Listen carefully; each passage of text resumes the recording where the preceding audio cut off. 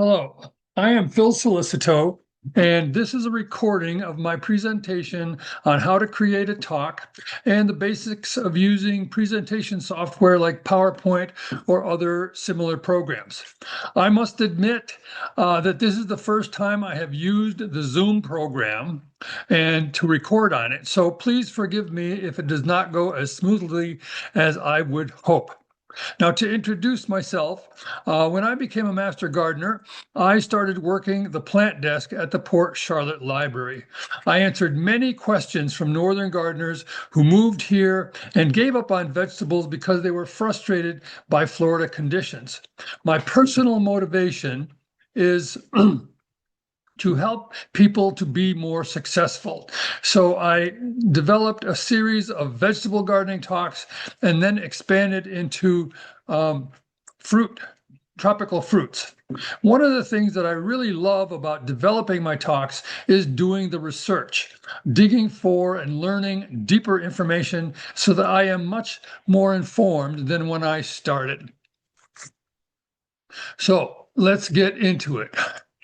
So why should you be doing a plant talk for your Master Gardener course?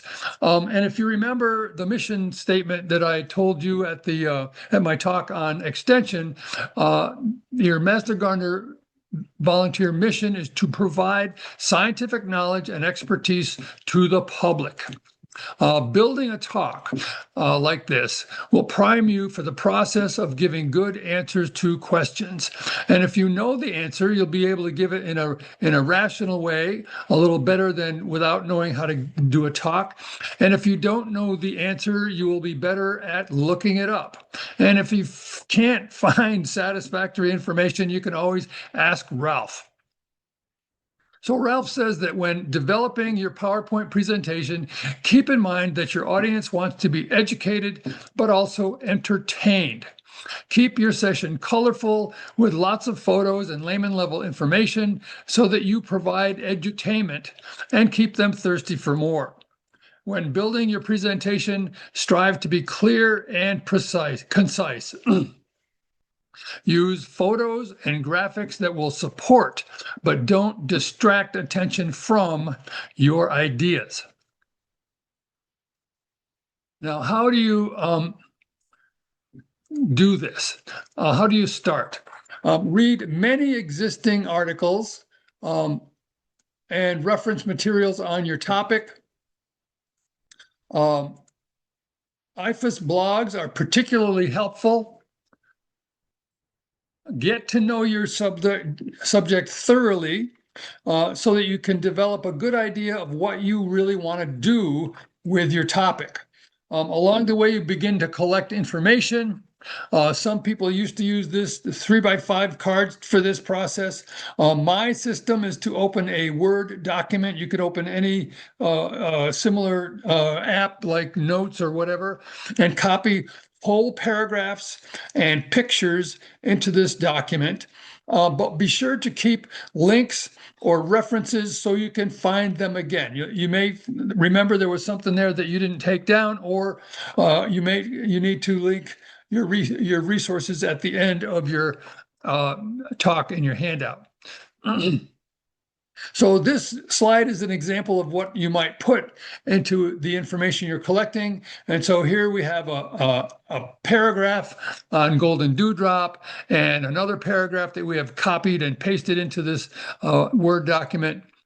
We can collect pictures there, but with each of these sources, you want to keep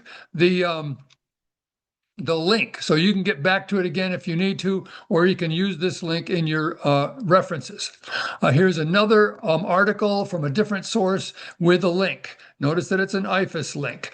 And finally, a third piece of data. So you may collect several pages of information about your topic, your plant, which you can then insert into your talk. So that's kind of the first step. Then you want to make an outline of your talk. And this will be a list of concepts that you want to cover. Build your ideas into a logical progression. Think of it as telling a story. The outline order may change as you begin building your talk, so it's not, it's not in stone from the get-go. You need to be able to change frequently or whenever you need to along the way. Is there a central idea or a concept or a message that you want the audience to take away? You could then build toward that. Then you're going to build your PowerPoint presentation, translate the information that you've copied from these sources, tell your story in your own words.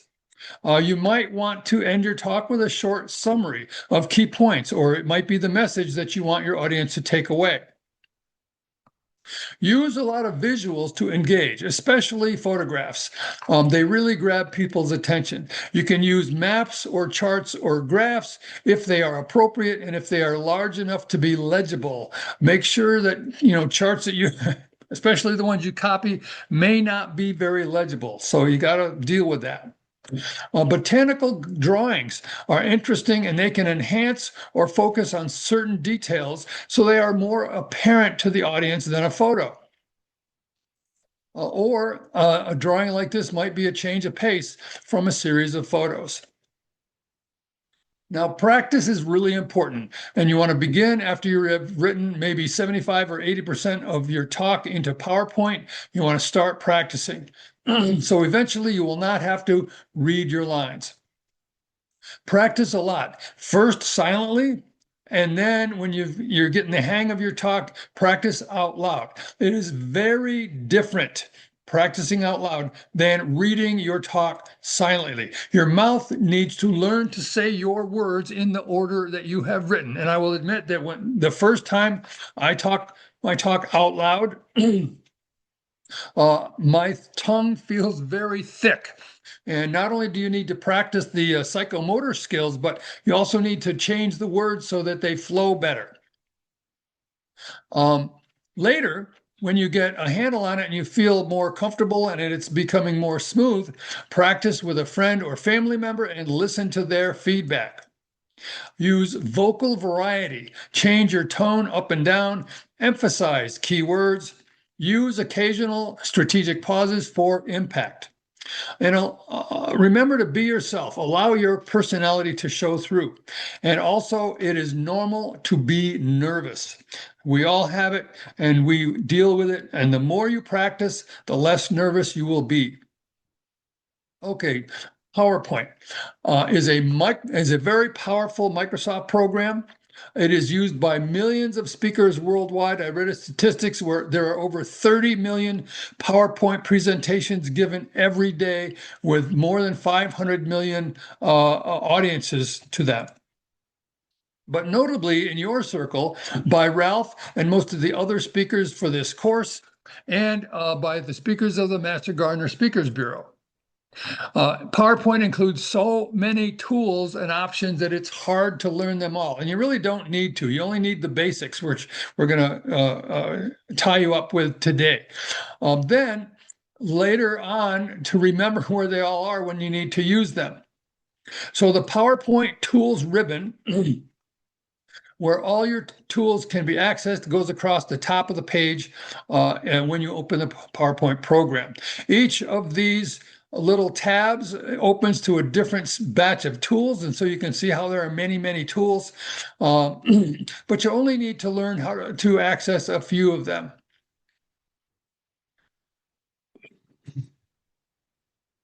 Now, many of the tools in PowerPoint, Word, and Excel are very similar and work the same way. So if you have used any of these programs, you will be familiar with them. Here's the basic tool for each of these three programs. And they start out very similarly, although they each get very specific with the tools pertinent to them. Now, other competitive programs have similar tools. Apple Keynote, which is usually installed on Apple devices, or LibreOffice Impress, which is a free program, but you must download it onto your computer. Google Slides is free if you have any Google account, such as Gmail or their cloud storage. You do not download it. It does not come onto your computer. It's up in the cloud, so it's one less step to use it. All of these work well. They have similar tools to PowerPoint. And when you know about the tools in one program, you at least know what to look for in the others. So I want to start with some tips from Microsoft. Choose a font style that the audience can easily read from a distance, that's on the screen, and also easily read in your handouts that are printed, such as the one in your hand for this talk. Now, this specific line here is Times New Roman, which is a serif font. And the serifs are the little tails on the corners of the letters shown here. The font on these slides, this whole talk that I'm giving you today, is called Calibri Body.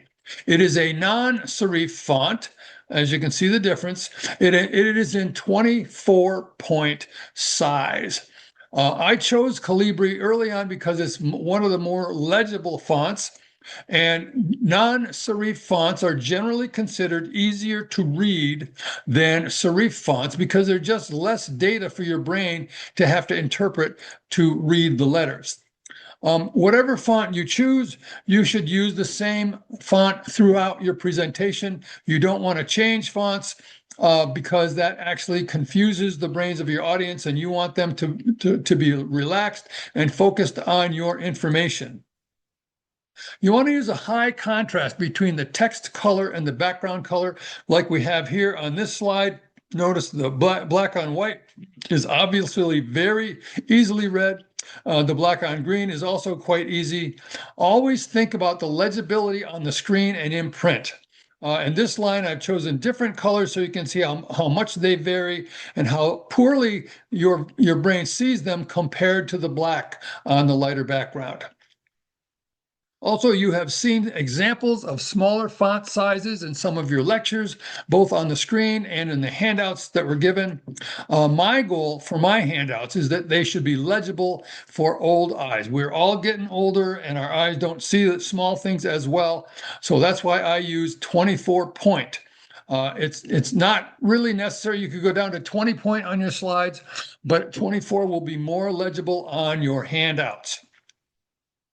Now, some color combinations can cause eye strain, or they are difficult for colorblind people to read, especially since they don't see red and blue very well. Realize that 6% of our population is colorblind. Be sure to read the first 2 text articles that I'm going to be emailing you, and mistakes to avoid is specifically about combining colors. And for example, this color combination is very poor. Notice how your brain has difficulty. It kind of vibrates in your head. And so that makes this a poor one because your audience can't focus. This is similar. And notice how much more difficult it is to read these compared to the black on the lighter background. Now, you want your audience to listen as you present your information and not read ahead on the screen. Hold your audience attention by introducing relatively short phrases on the screen and introduce each phrase introduce each phrase individually using an entrance animation.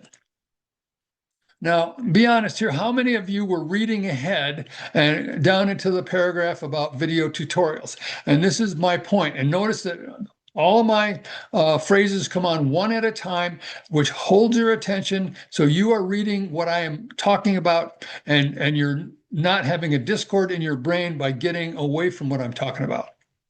Okay, so there are many PowerPoint video tutorials on the internet. And one of the benefits of these videos is you can immediately replay the last point if you want to see it again, or later you can come back to review it when you need to implement a specific tool. Now, some of these tutorials are very helpful, but others may be less so and may be teaching about effects that are too complicated or distracting, or they may be trying to sell something. You might find a few grains of helpful information amidst a lot of chat.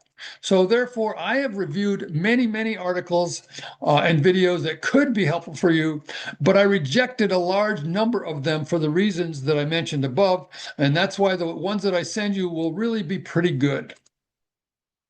So I will be sending you an email, and you may already have it, depending on when you're looking at this presentation. And I put this file together 3 years ago to help some of our Speakers Bureau to learn to and become better using PowerPoint. But it's basically the outline for this presentation here today. But it has a couple of useful attachments. PowerPoint training document is a PDF file that has links to 19 helpful articles and videos about how to use PowerPoint, or ordered from easy beginner to more advanced. And if any of you have trouble accessing the information on that PDF file, because sometimes if you're going to copy a photo or a file from it, I can send you a document file out of Word, which might be more easy for you to access. But contact me by phone or email, and I'll help you with that if it's a problem. But it also includes a few basic video tutorials for a couple of the other programs that I mentioned, if you choose them. There is also a PowerPoint Clean Start layout. It is an actual PowerPoint file that you can use. It's a blank, uncluttered PowerPoint layout that uses this pale green background that we have throughout this, which I've been using for a couple, 3 years now, and you can use it if you choose. So the articles in the training document that I send you are a place to start. But once you have digested them, you might want to search for other specific topics. But really, I think the basics are covered, at least enough for you to do this plant talk that you're working on for this course. Now, the first is a text article produced by Microsoft, and you should read this definitely no matter what program I'm going to use, because it's got a lot of good tips. And I've already mentioned some of them. Whichever program you use, you should think about them.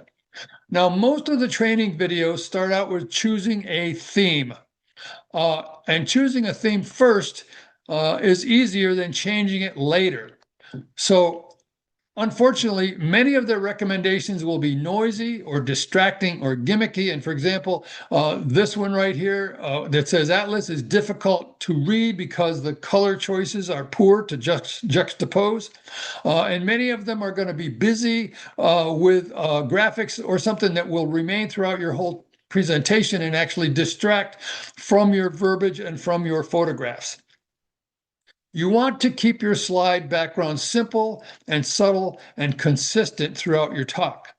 And this is an official UF background. I took this image off of the University of Florida website 2 or 3 years ago, and I've been using it on my slides from all my talks ever since.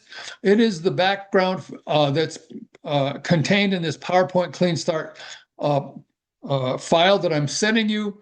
And the advantages of this image are that it is pleasant, it is Florida themed, it is not distracting, and it really goes with anything about plants. I also included a copy of the image itself that you could use if you're using one of the other programs. So let's talk for a moment about adding photos to your slides. You would click the Insert tab, which is it's the second tab in the list up there. And then from there, you would click on the Pictures icon. And this is going to work well if your photos are all ready to go, if they're cropped, if they are a named file that's residing on your computer. However, many of the photographs that you're going to find on websites, in the blog articles and such that you may want to put in your talk, are not there as named files.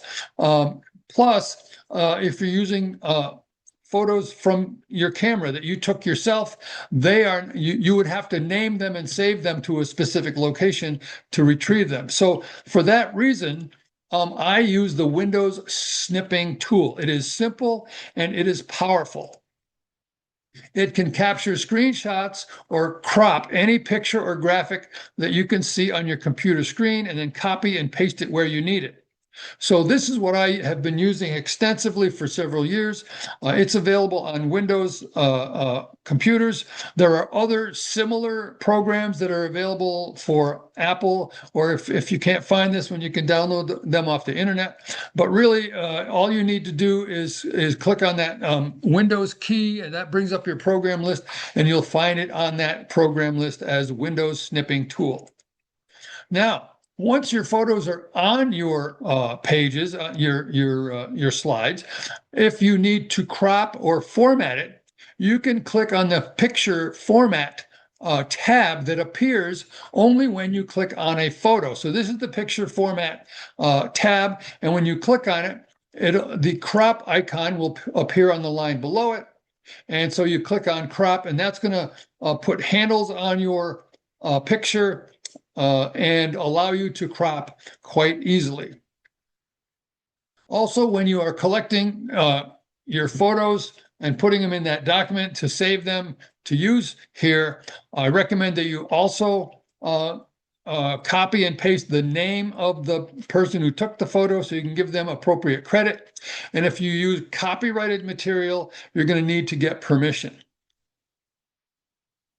Let's talk about inserting shapes, which I haven't really done much for this presentation, but I use it frequently for all my other talks. You would click on the Insert tab, and then the Shapes icon comes up. You'll click on that, and that will bring down this box with all of the potential shapes that you could ever possibly want to use. I frequently use this one here, which is a square box with rounded corners. Unfortunately, I can't demonstrate those for you here today on this talk, but if you need to, we could demonstrate it for you personally at some other time. The easiest way to format these shapes is to click on the shape and then right-click on the shape, and then in the pop-up menu that comes up, you will choose the Format Shape option, and that one allows you to format every different aspect, the color of the background color, the lines around it, the colors, and the thickness of the lines, etc. Now, there are many PowerPoint effects available, but that does not mean that they are all appropriate for every talk. Animations are effects that make an object appear or disappear or move. And some animations or other effects can be distracting and actually make it harder for your audience to focus on your talking and to read your slides. Now, this one is called Wipe In, and it is distracting. This one is called Bounce In, and it's quite distracting. This one is called Pinwheel, and it may even make your audience nauseous in addition to being totally distracting. So I do not recommend anything like this. So the animations range from entrance animations, and this particular one is called Appear. So it snaps in abruptly. That's called Appear. What I use is this one that's called Fade, and it kind of fades in, and it's kind of gentler on the eye. So let's look at Appear versus Fade. And this is why I use Fade for everything that you have been looking at in the past and in the rest of this talk. Other ones, and this is that Bounce In, are quite grabbing attention but distracting. This Fly In, not only does it take time, but it uses your audience's brain RAM capacity to process it. You do get to choose the direction, but I think it's fairly distracting. The zoom could be useful, but again, a bit distracting. You want to be consistent the way you do these things across multiple slides. And here's that Wipe In, and notice how it takes time, but it also distracts. So that's why I use the simple Fade for everything. Keep your slides simple and not distracting so your audience can focus on what you are saying. I want to talk for a minute or two about why artificial intelligence concerns me. AI operates by statistically predicting what the next word in any sequence should be. But however, it is subject to hallucinations, which is a polite word for erroneous predictions or even lies, false positives, false negatives. And for one example, you've been hearing in the news the last few weeks about Anthropic does not want its AI machine called Claude used in military targeting decisions that do not have human involvement. And that's because Anthropic knows that Claude is not immune from hallucinations and is not reliable enough to avoid potentially lethal mistakes like unintended nuclear escalation.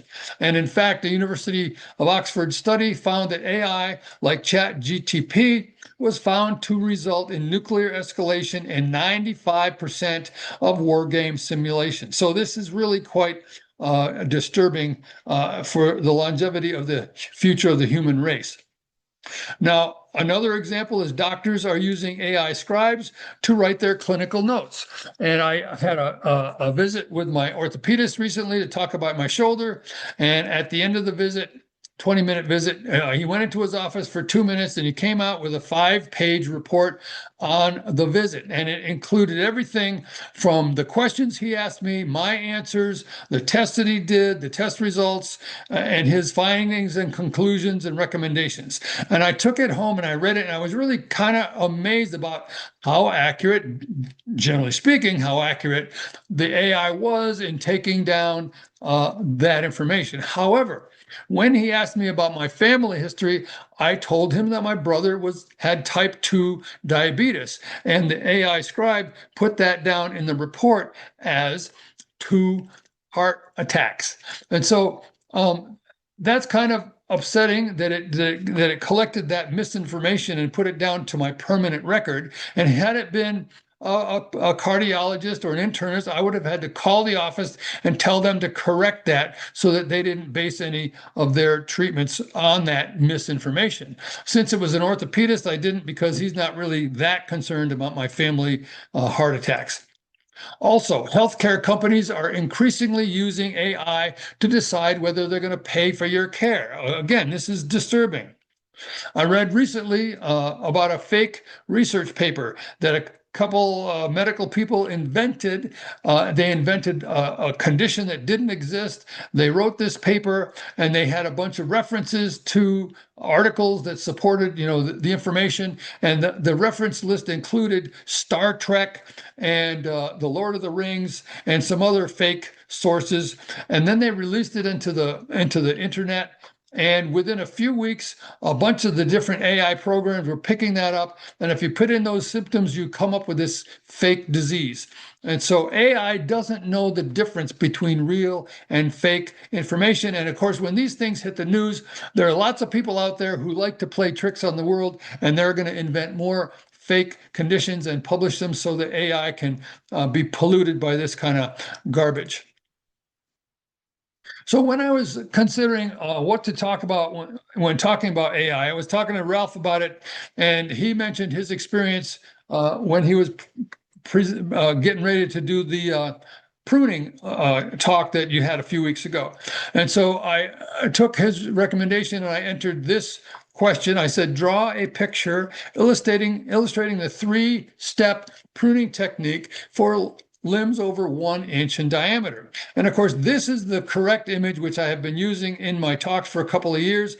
The number 1 cut, if you remember, is up from the bottom. The number 2 cut is a little bit distal to that, and it cuts the heavy big branch off so it can fall away. And then you have just a small stub that is light, so that when you make the final cut where you need to, which is just outside the branch collar, then this small stub will fall away and not tear off a big chunk of bark. That's the intent of the 3-cut method. However, this is what Microsoft Copilot gave me as an answer to that question, and this is what ChatGPT gave me. And I'm bringing this up here today to help you understand that these AI machines do not understand our 3-dimensional reality. And in fact, the machine doesn't understand the tooth side of the saw is what does the cutting. And it doesn't understand that when you make 2 cuts and this little piece of branch falls away, the other section of limb is not hanging up there in the air and needing to be cut off with your pruners at the branch collar. So it just does not understand reality. So I would recommend that you should assume that AI findings are not always correct. And realize that when you used to do a Google search or Bing or whatever, it was only a search engine and it was not enhanced by AI. But now all these searches are enhanced by AI. And it actually does a fairly good job of summarizing information and providing a context from multiple sources. Um, and here is a Bing Copilot result to a question about caterpillars on oak trees. And here's the singular resource for this particular statement. And the whole summary had 4 sources. So you can click on this little blue link and it will give you those sources and you can go directly to them. Here's a Google Gemini result, which is kind of similar. And they're giving you a chance to click on this little icon to go to their sources. And that's a link icon that links to sources. So when you see these AI summaries, you should go to those sources and use the good ones. Use the sources that come from trusted university sources like IFAS or those that are .edu or .org, because those you can trust. So here's the pros and cons. AI can make work easier. It can save time doing research. It can reduce human error in mundane tasks. It can assist in creating text for topics, letters, and assignments. And it can even make up jokes. However, the cons of AI are that it weakens our critical thinking skills and it stifles creativity. And it does this because it gives you an answer. And if you don't exercise your brain to get your answer, how you interpret the data, that's why our brains are going to get weaker when we allow AI to do this for us. Also, AI can hallucinate or lie, and its decisions are called black box decisions because even the writers of Anthropic and the other AI machines do not know the stepwise process that leads from your question to the answer they give. That's why they call it a black box. They don't know what happens in there to produce these answers. Also, the AI may be biased on which training data it was given. And if it's giving data from all across the internet where people are making outrageous statements in one way or another, political or otherwise, it doesn't understand the difference between those made up information and fiction versus reality. So if you do use AI, and you really can't hardly avoid it these days, be aware of its limitations, carefully proofread the output for mistakes, always check with university sources, and change any phrasing into your own words. And also realize that the free versions that come on your computer that you haven't paid for are less reliable than the paid versions that universities and scientists etc., pay for, and they actually are better, but still have issues. So refer to trusted sources of information, especially IFAS articles or blogs, or those websites that end in .edu or .org. Do not trust sources that you might find on YouTube or Reddit or TikTok or influencers that are selling stuff. And avoid plagiarism by putting it into your own words. Now, these talks for this assignment are informal and will not be published, although there will be some members of the public there, usually not too many. So you really are not required to adhere to the strict citation styles like the APA from the American Psychiatric Association or MLA or Chicago. There's a whole list of them that you don't need to adhere to. But each of the major sources that you cite in your presentation should appear in a reference list after your last slide. This will increase your credibility and decrease your chance of being sued if you happen to give this talk out in public. Your graphics and photos should include a byline on the photo, and you can look at your handout at some of the photos that I've used earlier, and you'll see those bylines, who the photo, who took the photo. Here's an example of a graphic that was produced by Emily Tepe at University of Minnesota. And if I'm using this graphic in some of my tree talks, I'm giving her credit. And here's a couple of photos on anthracnose, on mango flowers and fruit, and I'm giving credit to Scott Nelson. If you have sources that you got several photos from, you can just list that source on your credit page. So here's an example of a credit page that was done by Rachel Nellis, who used to give this PowerPoint talk for this best practices seminar, and how she listed her photos and their sources. And really, you do not need to list photos that you took and give yourself credit unless you want to. Now, here's an example of one of my resources and links.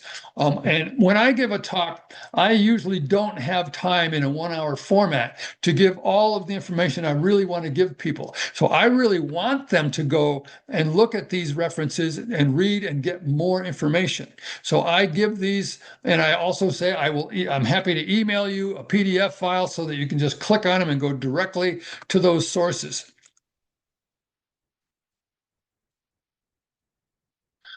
Final touches for your talk. The title slide is the opening page for your talk. And this will be the first slide in your presentation. And this is the slide that you probably have noticed sitting up on the screen before the speaker is introduced. So it's up there. And it's like the cover of a book. It introduces your topic. It makes your first impression. It sets the tone for the rest of your presentation before you even say a word. So you want to keep it simple and concise. You want to include the title of your talk, your name, the IFAS logo here, and the Master Gardener volunteer logo. Also, a pertinent, colorful photo is real helpful to draw your audience in. And these, by the way, this title page is kind of a blank page with these logos present for you to just fill in your information when you on that PowerPoint slide, a basic start slide that I sent you. Also, you might think of a tagline that will pique interest or hint at or lead into your content. So here is an example. This is for my avocado talk that I'm giving on May 2nd, and we have a great photo, and we have a byline that helps people understand what you're going to be talking about.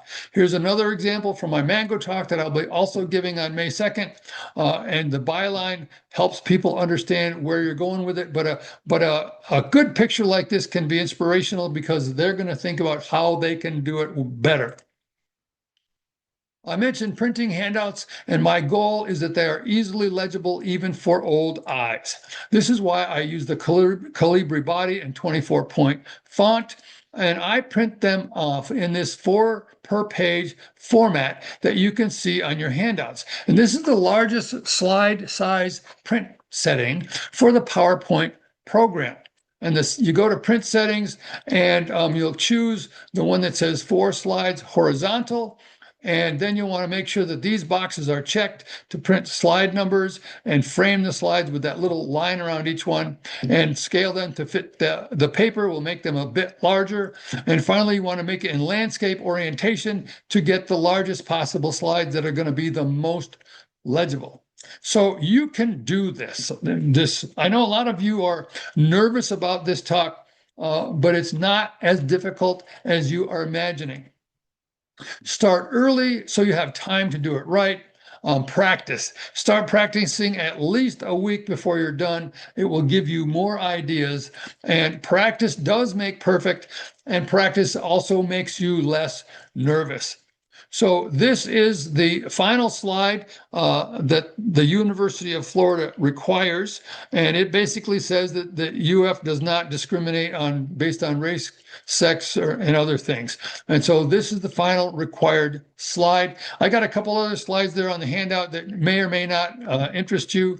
And so I hope that you have enjoyed my talk and learned something. Thank you for your time and attention.